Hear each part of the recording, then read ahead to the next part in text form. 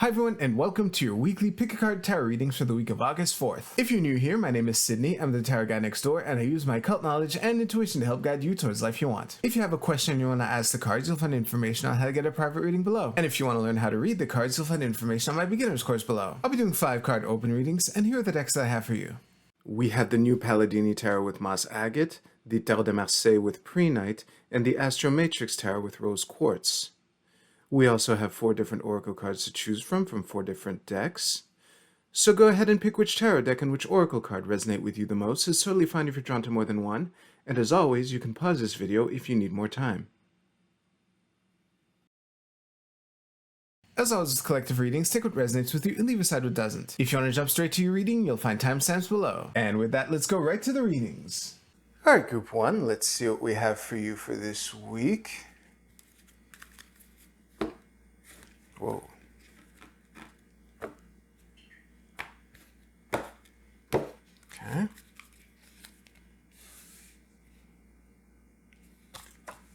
That's the Queen of Coins, yeah. Okay. Don't panic. Told you not to panic. Just a moment here. Yeah. Pyramid placement is looking great. So, with that done, I'll see you right now. You know what? When the only cards I have to go on that aren't court cards are the Ten of Cups and the Tower Reverse, I'm going to pull a clarification card. It better not be a court card. Hell no. All right, the Two of Swords is the clarifier. Oh, okay. Well, as you can see, that's potentially a really helpful clarifier. So, I'll see you right now. Group 1, I think the challenge for you is going to be choosing to focus on the question, the issue. Yeah, issue is the word I should have led with. The issue that's going to be important for you for this week is choosing the perspective to contemplate the things that you have to deal with this week. Because when the Ten of Cups and the Tower reversed are the only 2 non-courts in all of this, before I picked this as the clarifier, the Two of Swords is about making choices. All the deuces are, but the Two of Swords in particular. And so I'm grokking all this together as choosing what to focus on. And I think that the invitation is to choose to focus on what's going right as vigorously and diligently as you can, and try to do everything you can to, while this Tower reverse, I don't know if the reversal part of the actually, no, there are 2 main ways that I read reversal into the Tower card. It's either a particularly nasty tower or an alleviated tower. And in the context of this reading, it's clear that it's alleviated because, the Ten of Cups is in the middle of all this, If this was a particularly nasty tower, I wouldn't expect these 2 cards to be where they are. But yeah, and it's a tricky reading to navigate because, the Page of Cups and the Queen of Coins are, they're really a match made in heaven in the sense that this is the watery part of earth, this is the earthy part of water. Earth and water work well together, earth and water make mud.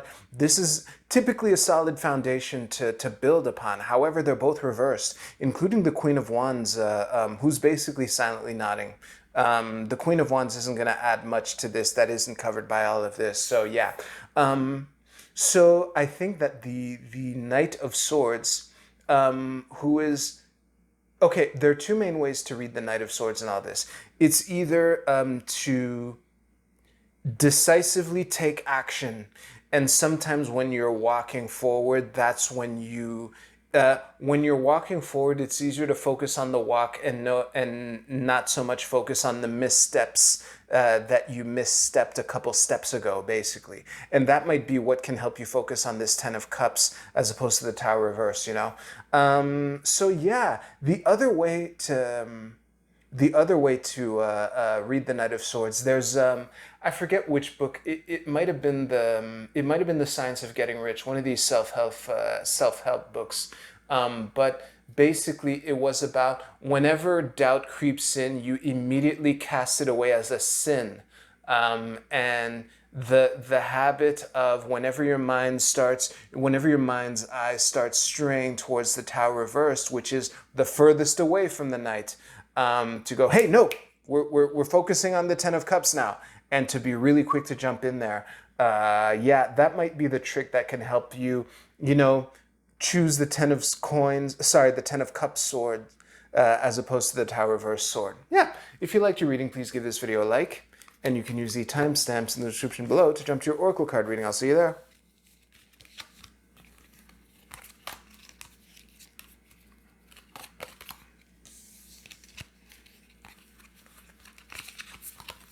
There we go.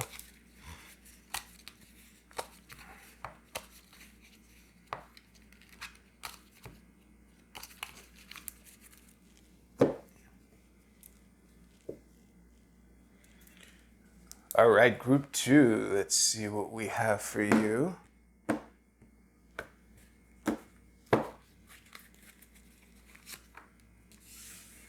Okay.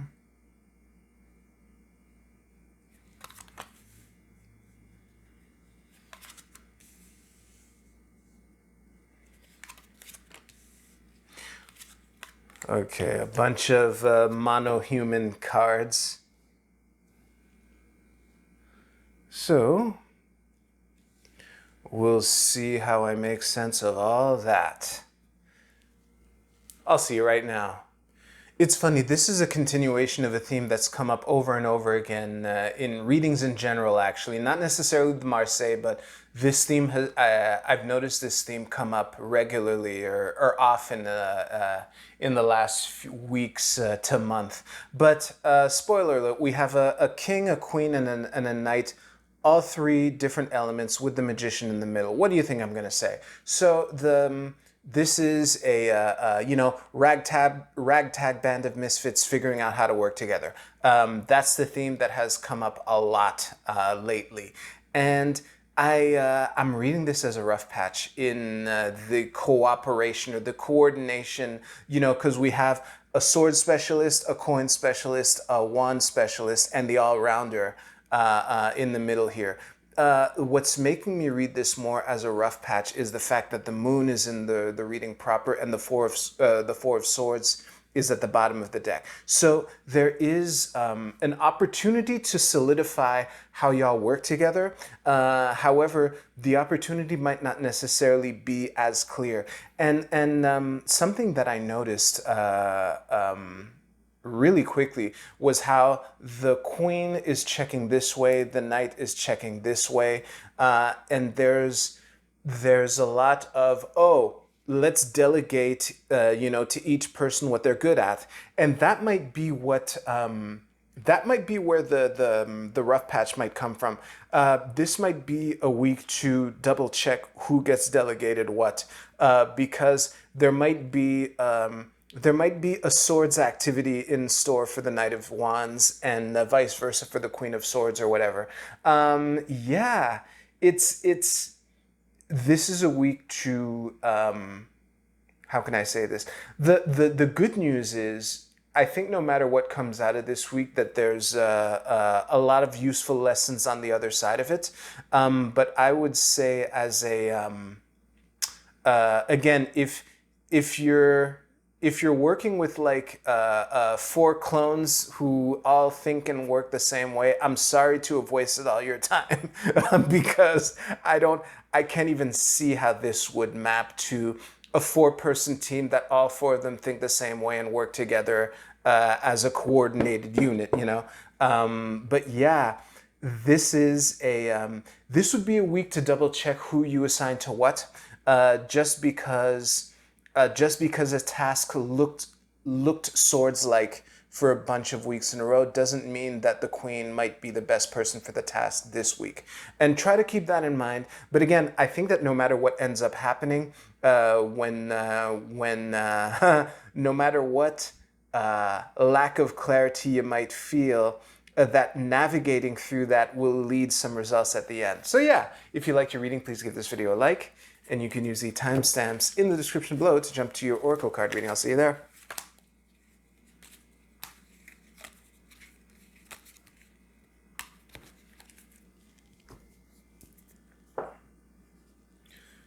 All right, group 3. Let's see what we have for you for this week.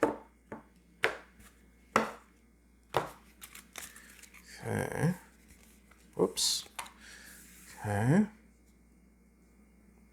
Feels like forever I haven't used the Astro Matrix in one of these weekly/monthly readings. Okay. Whoops. This 10 of Wands in the middle, Deuce of Wands at the bottom. This should be pretty good. Pyramid placement is on point, and look at that. That's perfect. Or close enough to perfect. Oh wow, the only reverse card is the 10 of Coins. How bad can it be? All right, I'll see you right now. Group 3, I think that there are two main ways that I read the 10 of Wands. It's either, carrying a heavy burden, or the final push almost toward, you're almost at the finish line with the village in the background here in this version, replaced by a cityscape. I am reading this more as the final push, or not necessarily final because this is a weekly reading, but a push towards a goal. And because we have double 10s and double deuces, so the theme of completion is reinforced. The theme of duality, balance, choice, that is also reinforced. So it's fitting that the Chariot, the card of making opposite looking things work together, to achieve a success, is the major arcana card that's present here. And I think that the reversal of the 10 of Coins, actually there are two main ways to go about it. So first of all, this the overall vibe here might be just an invitation to suck it up and get to the checkpoints so that you can celebrate what you've accomplished, up until this point. However, there's also a warning of not letting the fact that it's not the 10 of Coins sour the 4 of Wands moment that is within reach, and I think that might be the balance for you, because it's looking like whatever it is that you need to carry to across the finish line is coming at the opportunity cost is either delaying something that you want, or not working on something that you want, or something like that. But something, or it could be that it might be Mario finishing a level and being told the princess is in another castle. You still finish the level, and there is something there. But yeah, when you think that you're in the castle where Princess Peach is being held, and it's just fucking Toad telling you, sorry, buddy, this isn't where Princess Peach is. It can be kind of a letdown, And I think that there's an invitation to really focus on having, beaten the Bowser that's there, jumped on the little gear thing that removes the drawbridge so that Bowser falls into the acid. And whether the person welcoming you on the other side of that is Toad or Peach, you still defeated Bowser, and you still jumped on the little gear thing that made the drawbridge retreat. So yeah, if you liked your reading, please give this video a like, and you can use the timestamps in the description below to jump ahead a couple seconds. Felt like a weird place to end, but it also felt right, so yeah, I'm going with it.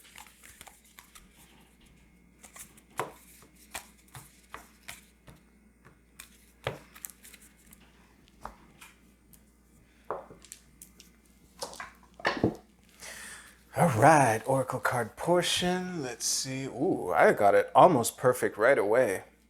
Sometimes I set these cards up for what to me feels like hours. I can only imagine for you. Anyway, Group A, your card is Dispersion. This is I Ching hexagram number 59.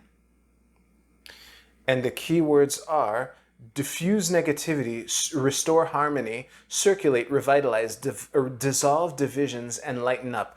I'm not sure how the lighten up... Okay, here's how lighten up fits into everything. In life, you have to care, but not that much. It's a saying I say all the time. And yeah, I think that this is a week for you to really make sure that you're focusing on the bright side. The whole diffuse negativity and restore harmony. Those might be the two key words for you for this week. And depending on the reading that I gave and your actual situation, either the diffusing negativity or the restoring harmony would be the one to lean on for you this week. Group B, your Egyptian god is Nut, with a message of understanding. Let me think about that for a second. Okay, I'm going to take just the word understanding combined with the overarching, pose that Nut is in here. A key thing, a key cause of needless friction is when you're absolutely sure that you understand what the person meant, but you were wrong and the person meant something else. So there's a holistic approach to making sure that you're not missing the forest for the trees. And there's also a have the humility to know that you might have misinterpreted the thing and to really make sure that you understand that it sounds like a really important factor for this week. Group C, your card is the full moon in Capricorn. Take a reality check. Hot damn. What is the reality check? Let me think about that. Okay, I just remembered. So a theme that one could say was present in all three readings was that of dissolving illusions, of coming to terms with reality of the situation. So yeah, in retrospect, it's surprising that take a reality check didn't instantly make sense to me. But yeah, there is, it's like being told that your zipper's down. There's a moment of embarrassment, there's a moment of who saw that, but at least you know that your zipper's down and you can just pull it up and move on with your day. So if you learn to take those moments in stride, that's how you can better set yourself up for next week. Yeah. Group D, your card is determination. Ooh, la la, look at you, Group D. I think this is self-explanatory. What I would say though, because there was a lot of nuance in the reading, so sometimes you don't want to be, the King of Wands reversed, where you're so determined to get to your goal that you'll sledgehammer through a wall instead of looking for a door. There might be a risk for that for some of you, depending on what your situation is, but I think that this is a clear invitation to, I think that if you pick Group D, whatever your North Star is has probably been clear to you for a while. And you can take this as confirmation to continue using that as your North Star for this week. And to let that motivate you. Just keep in mind for some of you the King of Wands reversed warning that I just implied here, even though the King of Wands didn't show up in any of the readings. But yeah, that's a good note to end on. Thank you very much for watching. If you like this video, please give this video a like. I hope you have a great week. Take care. I'll see you soon.